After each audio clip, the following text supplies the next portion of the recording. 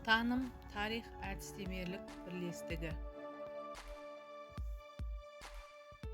Тарих пәні бірлестігінің өзекті тақырыбы.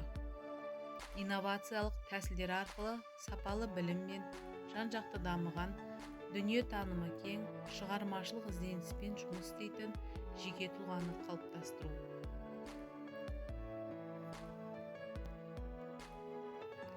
Әдістемелік бірлестіктің жұмыс мақсаты: оқытудағы жаңа әдіс-тәсілдерді қолдана отырып, білім сапасын арттыру. Әдістемелік бірлестіктің жұмыс міндеттері: оқушыларды тарих пәнінің негізі туралы, оның қоғамдағы өміріндегі рөлі мен мазмұны туралы тұтас түсінік қалыптастыру. Тарихи кезеңдердің қалыптасуы мен мемлекеттің өмір сүру механизмдері туралы нақты білімдердің жинақталуын қамтамасыз ету. Тарихи білімдердің қандай қоғамдық салаларда қолданылатынына түсініктеме беру. Жаңа заман талабына сай, ізденгіш, жауапкершілігі зор, талапты жеткіншек қалыптастыру.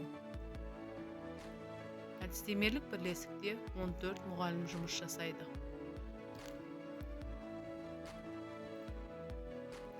Олардың екеуі педагог зерттеуші, төртеуі педагог сарапшы, екеуі педагог модератор, 2 мұғалім жоғары білімді магистр және екінші санатты 1 мұғалім, 4 жас маман.